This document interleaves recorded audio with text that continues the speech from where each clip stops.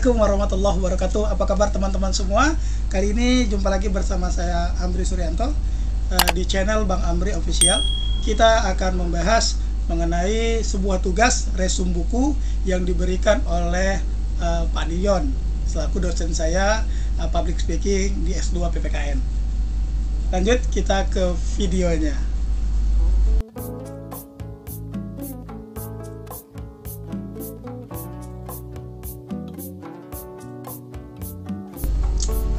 Oke teman-teman semua, tugas kali ini diberikan dari mata kuliah Public Speaking dan Hubungan Masyarakat di program studi Pendidikan Pancasila dan Kewarganegaraan studi S2 di UNP.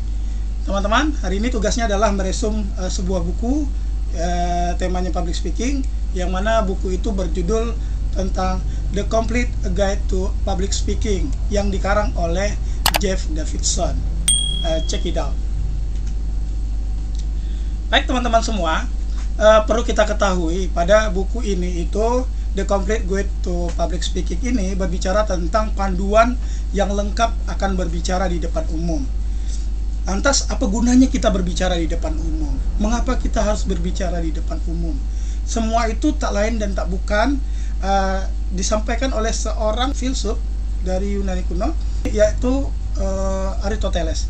Dia menyampaikan bahwa manusia itu saling membutuhkan antara satu dengan yang lainnya. Nah, untuk mencapai kebutuhan itu diperlukan komunikasi. Di sini Paul dia menyampaikan bahwa komunikasi itu penting untuk menyampaikan apa yang dimau dan untuk menyampaikan apa yang diinginkan, serta ada unsur timbal balik. Karena apa? Bisa ketahui teman-teman, banyak dari kita itu berprofesi dengan menggunakan komunikasi. Salah satunya adalah guru. Guru itu memerlukan komunikasi yang sangat luar biasa. Yang kedua adalah psikolog. Psikolog itu dia menyampaikan segala sesuatu itu harus dengan informasi yang dia siapkan sedari awal supaya kliennya bisa menerima informasi yang dia berikan. Lalu dokter. Dokter tidak serta-merta memberikan vonis dengan cukup jahat. Tapi dokter dia akan menyampaikan informasi dengan menggunakan public speaking supaya mudah diterima. Ada lagi dosen. Ya, dosen adalah bagaimana sih dosen ketika mengajar masuk tidak penyampaiannya terhadap apa yang diajarkan, itu juga memerlukan ilmu yang namanya public speaking. Lalu presiden teman-teman, presiden kalau tidak bisa public speaking, kalau tidak dia bisa mempengaruhi akan apa yang dia sampaikan, maka sulit untuk orang mengikuti apa yang dia pikirkan untuk negaranya. Lalu ada tour guide. Ini adalah profesi-profesi yang menggunakan public speaking. Bukan hanya itu, bahkan kedekatan orang tua bersama anak juga menggunakan public speaking, teman-teman. Banyak orang terjadi miskomunikasi atau tidak sinkronnya komunikasi mengakibatkan adanya perceraian. Lalu adanya pemecatan dari atasan ke bawahan atau dan lain sebagainya. Adanya mutasi pimpinan dan lain sebagainya. Adanya faktor dijauhi oleh teman kalau kita tidak bisa mengolah komunikasi. Lalu yang terakhir ini misalkan di penjara, teman-teman. Kenapa di penjara? Mungkin bisa saja dia bersaksi dengan bohong atau dia bersaksi dengan ketidaktahuannya dia berbicara di depan publik, sehingga seolah-olah itu hanya hayalan biasa. Sehingga penting kita untuk mempelajari apa itu public speaking, teman-teman. Ya, ini sangat penting bagi kita. Nah, pada tugas kali ini saya diberikan tugas untuk meresum sebuah topik ya di public speaking. Ada 7 topik ya teman-teman, ada 7 topik. Di sini saya memilih topik pertama, yaitu judulnya adalah Identification and Creating Dynamic Public Topic. Artinya apa? Bagaimana caranya kita mengidentifikasi penyampaian-penyampaian dan bisa membuat penyampaian-penyampaian yang bombastis atau dynamic seperti itu, teman-teman. Nah, dari materi ini ada 7 pembahasan. Yang pertama, kita gunakan bahasa Indonesia ya teman-teman ya. Yang pertama itu adalah sekumpulan topik pidato. Bagaimana cara kita menentukan topik pidatonya atau apa yang ingin kita sampaikan kepada audiens. Itu plan-plan kita. Yang kedua, bagaimana mengikat emosi dari audiens. dalam kita menyampaikan public speaking tadi. Yang ketiga, mengapa kita ingin berbicara? Kita mau ngangkat apa dalam topik yang kita ingin bahas tadi. Lalu kita meneliti topik kita supaya kita memiliki data fakta.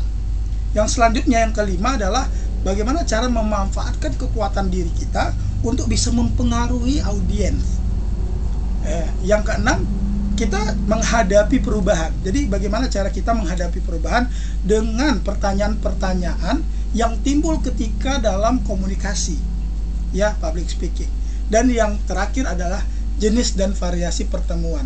Bisa itu konferen, bisa itu workshop. Jadi bagaimana kita bisa menyesuaikan diri berbicara di depan halayak umum, tapi sesuai dengan karakter-karakter yang akan kita sampaikan. Misal, kita berbicara di depan ibu-ibu, berbeda dengan kita berbicara di depan bapak-bapak. Kita berbicara di depan anak-anak, berbeda dengan kita berbicara di hadapan remaja yang sedang puberitas. Ya, penting kita untuk menyampaikan sesuai dengan variasi pertemuan yang akan kita jumpai. Baik, kita next ya. Di sini ada gambar Jeff Davidson yang mana dia mengarang buku panduan berbicara di depan umum ini. Orang yang terkenal. Baik teman-teman, kita masuk ke pembahasan yang pertama, yaitu sekumpulan topik pidato. Apa sih yang kita siapkan dalam menentukan topik atau pidato yang ingin kita sampaikan di depan khalayak umum supaya mudah didengarkan, mudah ditafsir oleh masyarakat yang akan kita jumpai? Pertama adalah identifikasi topik yang ingin kita bahas. Kita harus identifikasi dulu, kita itu akan menyampaikan kepada siapa, apa minatnya, lalu apa yang mereka butuhkan saat ini. Yang kedua, kita mengembangkan topik pembicaraan kita, yaitu dengan cara mengumpulkan informasi yang menarik seputar dengan kebutuhan yang ingin kita bahas. Yang selanjutnya adalah kembangkan topik yang sesuai dengan estetika penyampaian, terutama yang viral-viral. Ini saat ini mudah kita menyampaikan ya, informasi-informasi dikaitkan dengan yang viral supaya apa? Mereka itu nyatu dengan apa yang kita sampaikan. Dan yang keempat adalah daya tarik akan topik. Mengapa kita ngangkat topik itu? Supaya apa kita memberikan topik itu dan bagaimana cara kita menyampaikan topik itu. Agar apa? Mereka bisa memahami dengan apa yang kita sampaikan. Ini kita kasih contoh ya. Saya lebih enak memberikan sebuah contoh.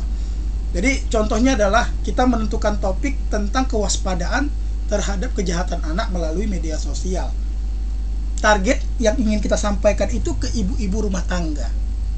Ya, ke ibu-ibu rumah tangga. Lalu kita kaitkan dengan berita-berita terkini sehingga ibu-ibu itu melek. Ya, lalu kita sampaikan dengan metode pencegahan dengan dampak yang terbaiknya. Misal pada sebuah pertemuan kita menyampaikan tentang kejahatan anak di media sosial tadi kepada ibu-ibu, kita sampaikan, Bapak Ibu, kenapa sih kita harus memperhatikan anak-anak kita dalam menggunakan media sosial? Ya, di lain kesibukan kita sebagai ibu rumah tangga, dalam kesibukan kita dalam memberikan asupan gizi anak, kita juga penting untuk memperhatikan tentang apa yang dilakukan oleh anak kita. Ya, karena apa? Beberapa kali informasi itu beredar Bapak Ibu. Ada anak yang terkendang kasus ini karena selalu menggunakan gadget, ada anak yang video seks dan lain sebagainya karena mudahnya akses media sosial dan keterbukaan informasi yang sifatnya pribadi. Nah, seperti itu kan bisa disampaikan kepada audiens kita, apalagi ibu-ibu. Gunakan fakta data yang bisa memberikan mereka semangat untuk mengikuti pembicaraan yang kita bawa. Yang kedua nih teman-teman, setelah yang tema tadi, lalu bagaimana cara kita mengikat emosi para audiens? Ya, yang pertama, manajemen emosi yang kita miliki. Kita harus bisa memanage emosi kita, karena kita tahu yang di hadapan kita itu adalah ibu-ibu. Partisipasinya luar biasa, ya, beda dengan bapak-bapak. Jadi kita menyampaikan sesuatu seolah-olah kita harus ikut merasakannya.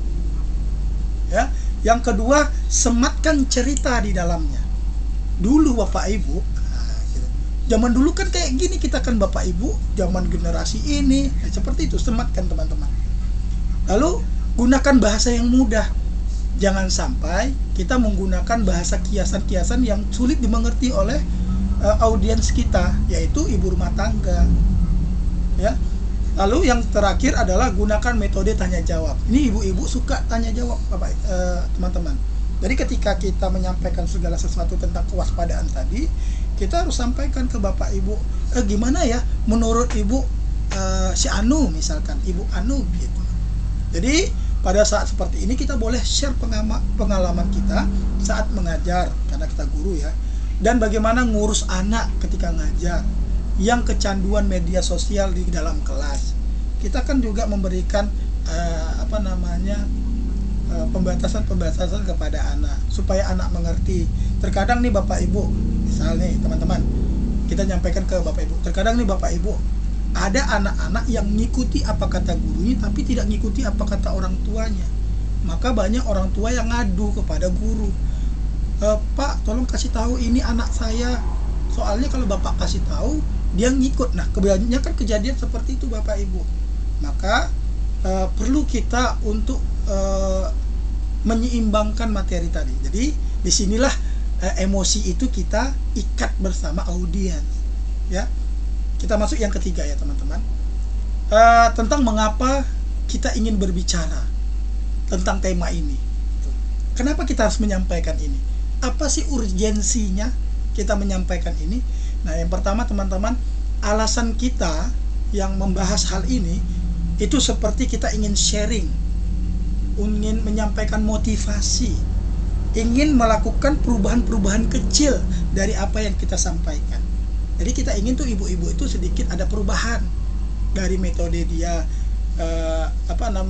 mengajarkan anaknya, bercengkrama dengan anaknya. Lalu di lain sisi kita juga dapat mengembangkan percayaan diri kita di hadapan audiens.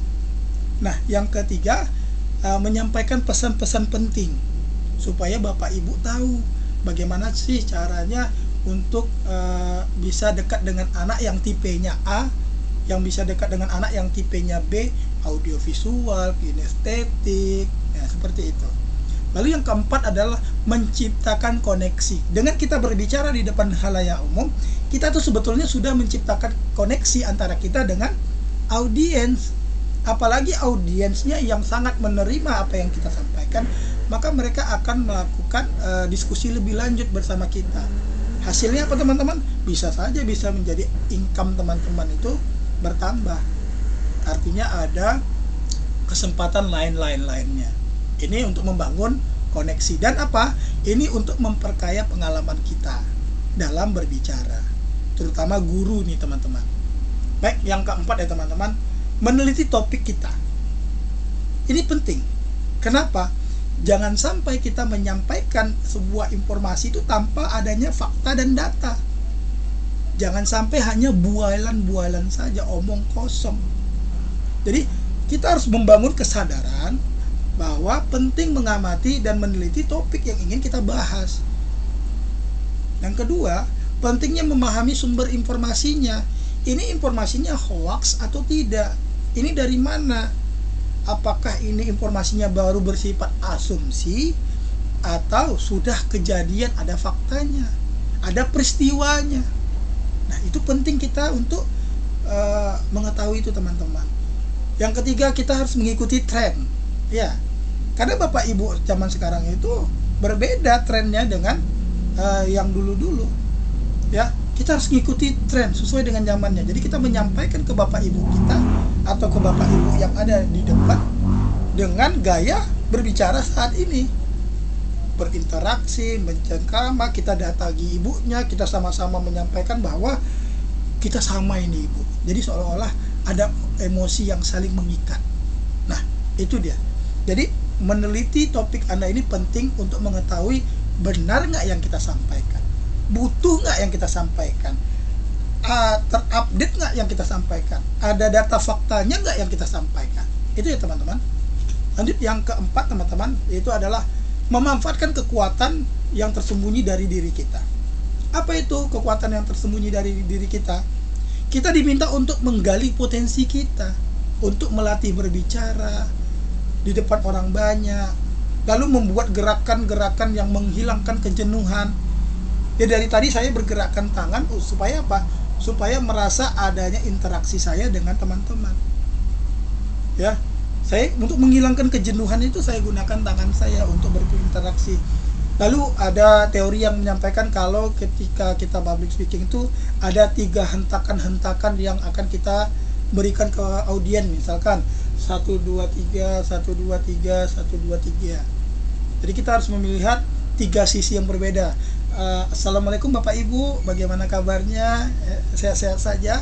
Jadi kan kita seolah-olah interaktif kepada mereka semua, dan mereka semua pasti akan menjawab dengan interaktif. Itu ya Bapak Ibu. Yang ketiga, memperbanyak latihan di depan cermin.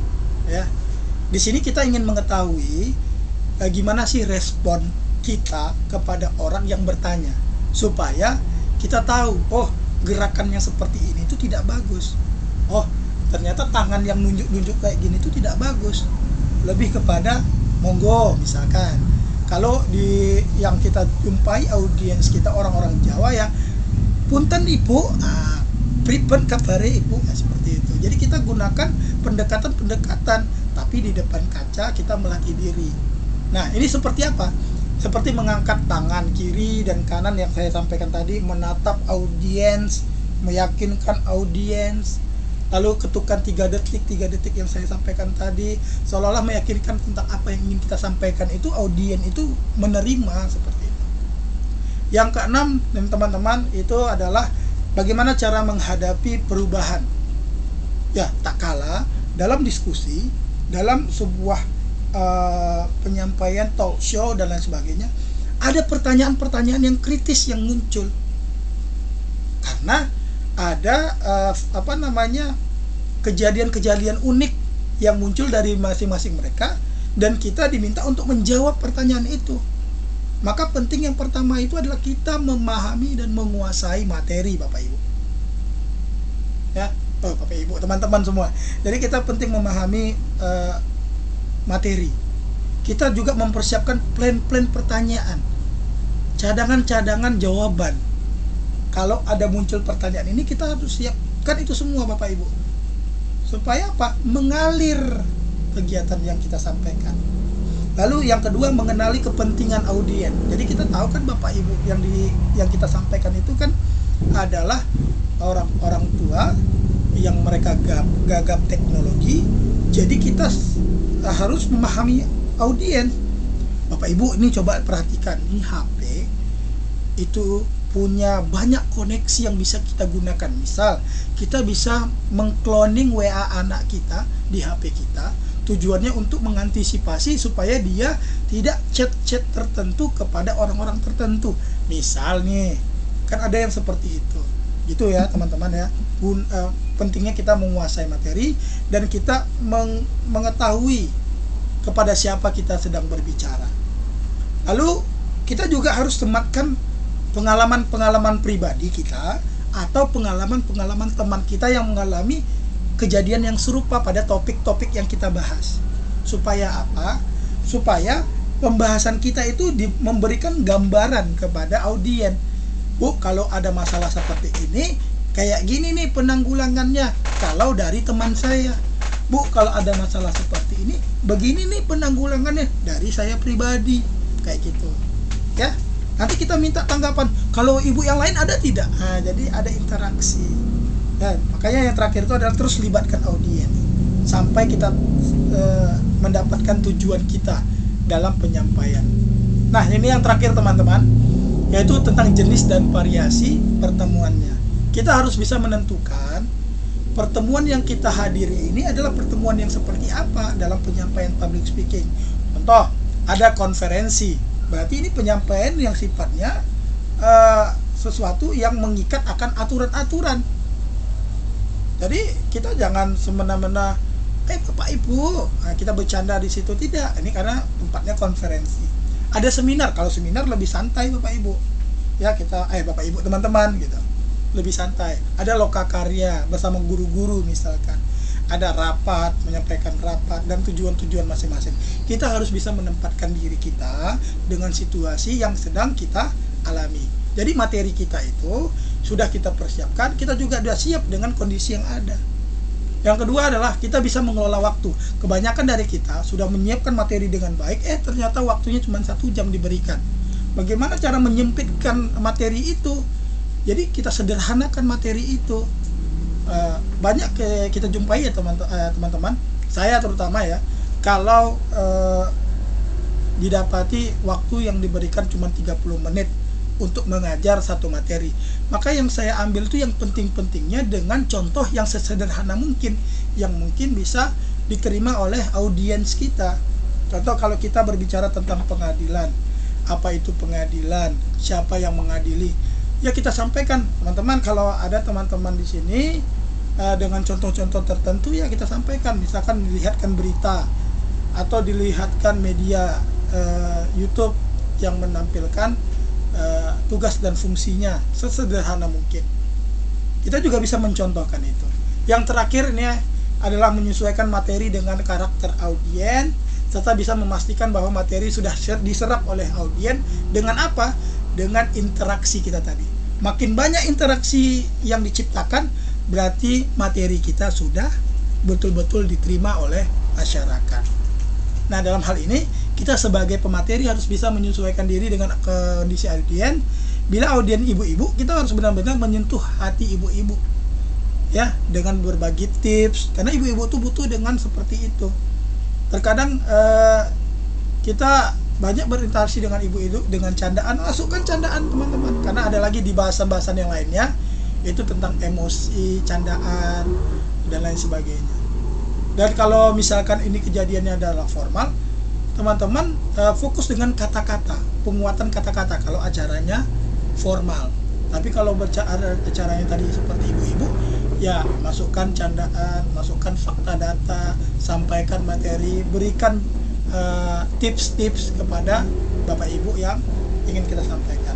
Nah, begitulah contoh yang bisa saya berikan dari materi kita ini.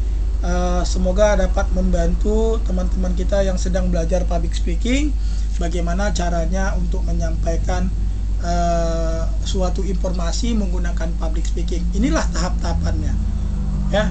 Masukkan tema-temanya, inilah tahap-tahapannya dalam pembahasan kita. Terima kasih banyak atas waktu dan kesempatan teman-teman menyaksikan video ini. Jangan lupa like, subscribe, dan komen video ini. Saya tunggu follower terbaiknya, saya tunggu meningkatnya views ini. Terima kasih banyak, dan sampai di sini aja karena ini sifatnya tugas.